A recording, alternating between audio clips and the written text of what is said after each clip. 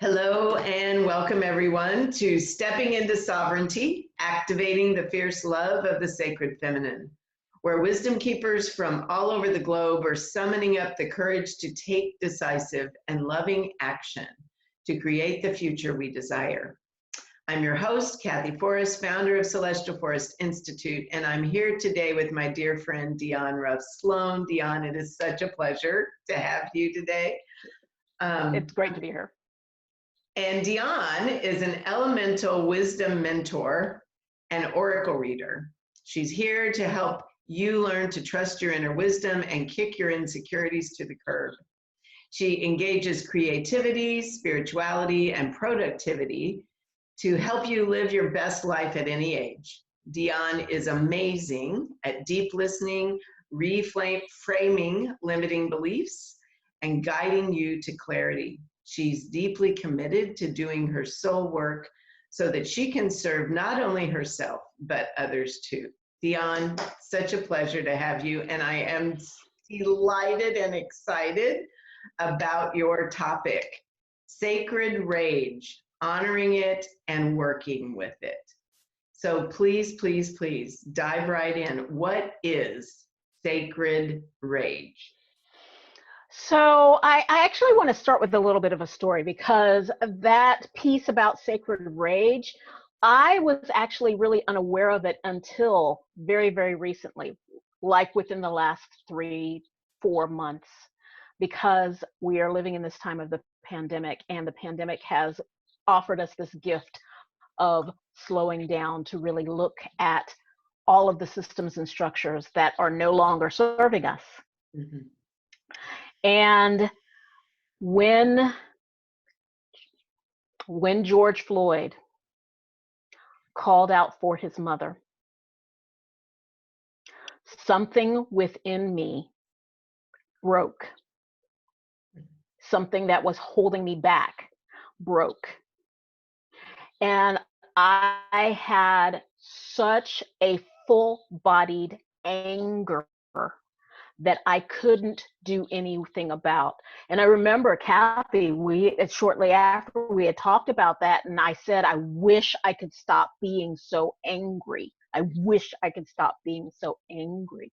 And I didn't know what to do with it, because in our society, in this Western culture, women in general, women-bodied people have been told that we're too emotional. We need to calm down, especially being in a Black woman body. There's that whole idea of Black women are always so angry. And I did everything that I could to not be that angry Black woman stereotype. And I couldn't do it anymore after that. That activated in me. And so I noticed a difference for myself in between anger, which was not actually what I was feeling. Mm-hmm. Anger, I believe, is outward focused. What I was feeling was rage, a rage of, and it was a definite fire energy where I was activated in anger because of something that I personally value. Part of my inner belief systems, part of my inner values was violated, and I could no longer sit aside and just meditate it away or pretend that it wasn't there or just swallow it. And shortly after that, I came upon a quote by Marge Piercy, and she said, "A good anger acted upon is beautiful as lightning and swift with power." Oh, that just gives me chills, Dionne. Woo. A good anger swallowed clots the blood to slime. Yeah. And so what I was feeling was really this good anger, this righteous anger. I had to do something. I did not want to see this happening anymore. I have a 15-year-old son. George Floyd was my 15-year-old son in a few years. George Floyd was my son tomorrow. Mhm. And I refused to go back to sleep. It woke me up and I had to do something. Now, I am not the type of person to go out and march. And I think that is a lot of what people think, like, okay, these people are angry, and so you get up and go out and march. But that's not the only way to use this energy of sacred rage. Mhm. So that's for me, like the difference in between anger and sacred rage. Anger is kind of outward focused. You kind of get, it kind of diffuses, it gets over. Sacred rage is like, I have to do something. Sacred rage really to me is it's very like, you can't ignore it. It's quiet. You can't ignore it. It won't go away just by meditating away. You have to act it and direct it. And we're afraid of that. We're afraid of it. Wow. So as you're speaking into this, it's just, yes, there's so many things I want to ask you. So it almost feels, and there's been in many of the other interviews that I've been doing, it feels like sovereignty is a little bit like you're talking with sacred rage. It's us, but it's otherworldly. It's like a bigger part of us comes in, and with sacred rage, you can't not do something. Right. And with sovereignty, it's like, we've been talking about how sovereignty is the ability to choose. It's almost as if a bigger part of the divine feminine just comes in and says, enough. Mm-hmm. We've got to do something different. Yes, yes, So, yes. yeah, keep talking. If you had Yes, and so with that bigger part of the divine feminine coming in, she uses us. We become the open vessel. We talk about a lot of that, we talk about in Priestess, and I know a lot of people have not experienced Priestess, but we talk in Priestess about being the hollow bone, allowing for Goddess to pour forth divine energy, to pour into us and fill us and fill every area. And with this sacred rage, with this whole idea of sacred rage, this is not just filling us, that is filling us, making us make a choice to stand up and take action. So for me, this whole piece about sacred rage is not just the divine feminine, who in general is seen as very receptive, very open. This is that solar feminine who has completely embodied both the considered masculine traits as well as the feminine traits in a right relationship to take decisive action on behalf of what it is that we most deeply value. So I know you've kind of hinted at this, but why is it so important? And maybe why is it so important now that we honor this? Because I think all of us on some level are touching it, we're feeling it. I mean, there's certain things, if George Floyd was your touchstone, it may have been for many of us, and then there may be other things right now. Why is it so important to pay attention and honor it and not just try to ignore it? Well, I think going back to that quote, when we swallow it, like we have scientific proof that when we swallow these emotions, when we don't deal with these emotions, it negatively impacts our bodies. It negatively impacts our bodies from a medical perspective. But I would also go as far to say as if we do not honor it, especially in this time when it is so vital, like we pass on that work that is undone to our children and our grandchildren and the 7 generations. And so I know as many of us working in these sacred circles, ask to call upon the grandmothers and talk about the 7 generations past and the 7 generations forward. This is our legacy. What is our legacy? What are we doing as living ancestors to make sure that the work does not go unfinished? It's so vitally important that we do as much of the work. Now, we're not going to complete it all, obviously, but the more that we can lock arms with those that are doing the work, it shifts. The work shifts. It feels huge and daunting right now.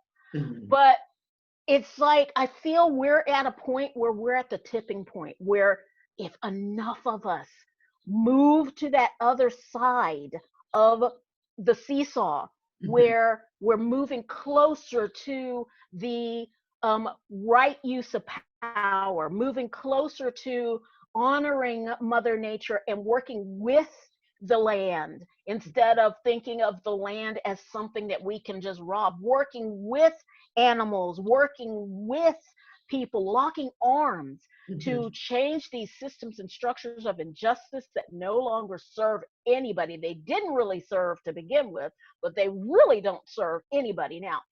So opening ourselves up to that, locking arms in whatever way that we can, that's going to tip the balance. That's going to tip those scales into the direction that we want to see. We want to start to see that outward manifestation of the inner work that we are doing around everything that is holding us back. So there's a plethora of women and men out there listening to us right now, and they're feeling that rage. What do they do? What's the next step? I mean, it's like, I think a lot of times we feel it and we're just like, and so please take us back and use an example from your own life and your own experience. Sure. So again, here I am. I'm angry. I want to do something. I need to do something. So I know myself. I'm not the type of person to be out in the streets protesting. That is not the energy that I came in with. That is not the energy of who I am. So I had to really get clear on my values. Really get clear on my values. What is it what has triggered this rage? I value my child's life. I value the lives of Black and brown people in the United States and across the world. I value human life. And I needed to do something. So I looked for the resources. That started me on the path of looking for the resources. Who has been boots on the ground doing this work longer than I have, because I am uneducated. Google is your most best friend. And I use Google magically all the time, saying a little prayer of intention to help me put in the right words to find what it is that I need in order to move forward. I call on goddesses, I call on gods, I call on the me that already knows how to do this. To put in the right information that I need, to find the organizations that I need to support, to find the classes that I need to educate myself with, to find what it is that I need to do in order to channel this rage. Because that's the important thing. I think people feel like rage, you get overwhelmed by rage, so you really cannot focus it. But that's not true. Once you have activated, or once you have been activated by this sacred rage, it behooves you to use that energy, use that action, use that conviction to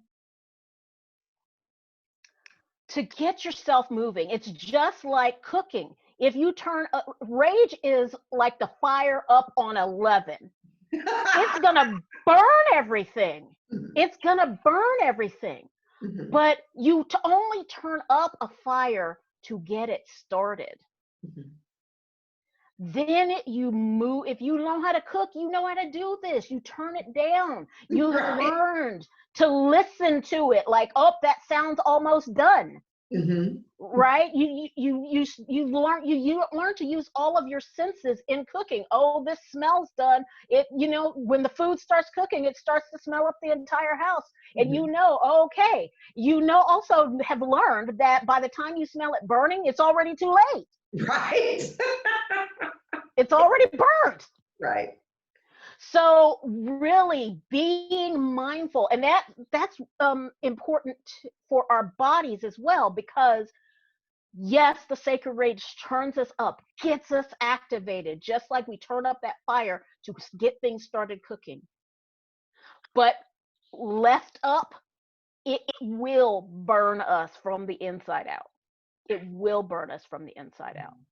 So getting really clear on what your values are is super important to help you channel your sacred rage. Mm-hmm. Because if you know what you value, if you know the values that you stand for, then you have the values that you stand for create the mechanism for which to channel that anger, that energy, that kundalini Mm-hmm. Mm-hmm.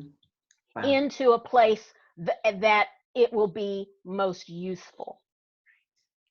Wow. So you spoke earlier about calling in all the goddesses. Are there specific goddess archetypes that people can work with that can help you consciously work with sacred rage? Absolutely. I personally like to work with Sekhmet. Mm-hmm. I like to work with Athena. Recently, again this year, like to really work with Athena, and I like to work with Lilith. Mm.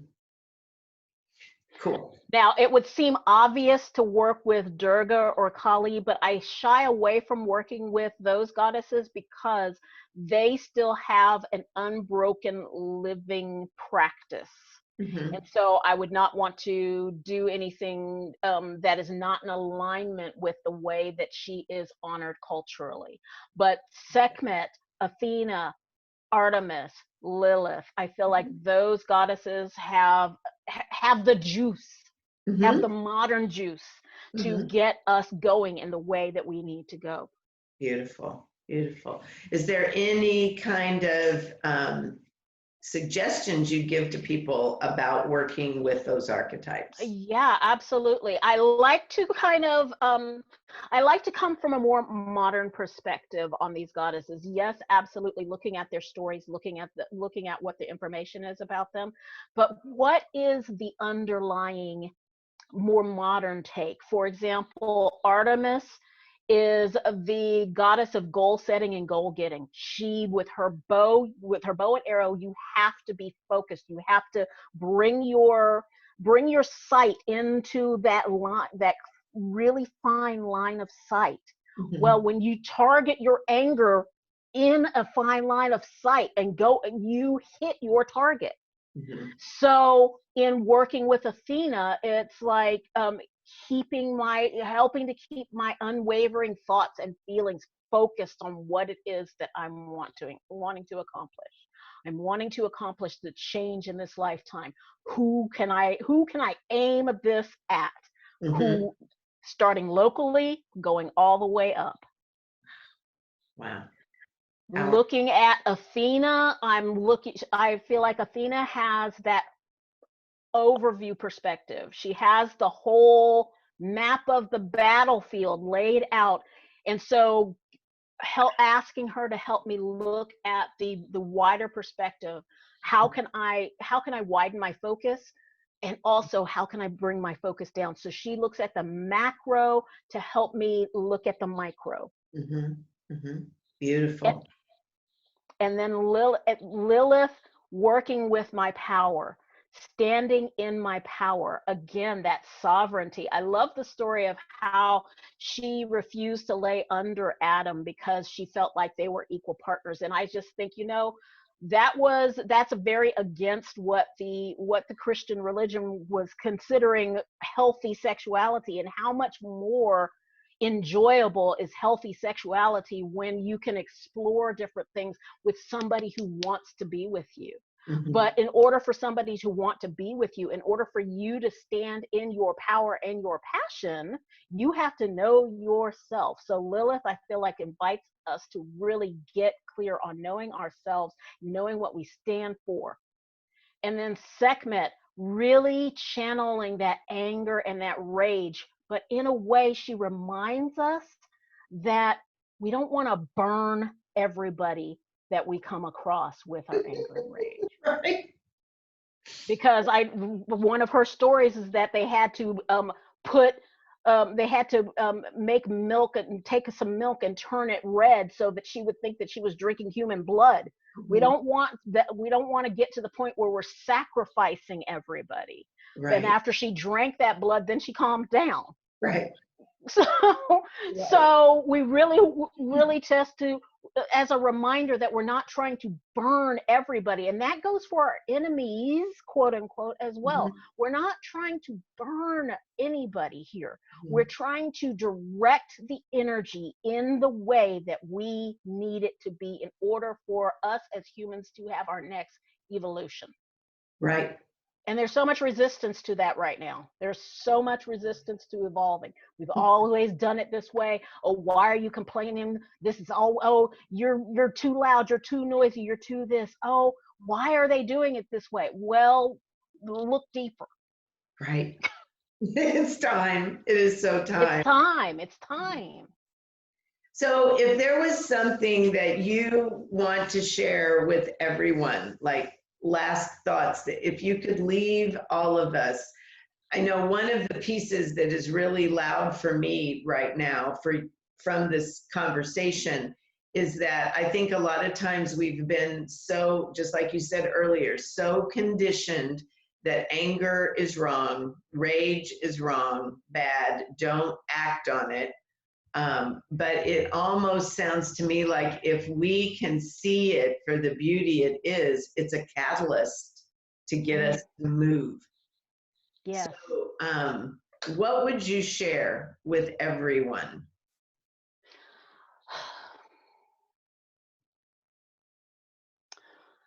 I would share that rage is a medicine. Mhm. It is a medicine to help wake us up, to move us into a place of power, Mhm. and to really owning and reclaiming our power in a way that nothing else can. It inflames our bloods, and again, I just keep coming back to that quote by Margie, and that it's beautiful as lightning and swift with power. Beautiful. Acting upon that rage is a right use of power. Yeah, it way is. Oh, Dionne, I just get chills every time I think about this. Thank you. Thank you for bringing this. Thank you for not ignoring the nudge. If people want to get a hold of you and work with you, where do they go? They go to goddessteahouse.com. They will see that they can sign up for my newsletter. I send out a newsletter every Friday, just with tips and tricks that I have found helpful in order to help me move forward. And I'm really active on Instagram, and I'm under DT Priestess. So yeah, if they follow me there or they go to my website, goddessteahouse.com, that would be the best way that they can stay in contact with me. Awesome. Thank you. Thank you. Thank you so much for bringing your wisdom to us. This was amazing. Thank you.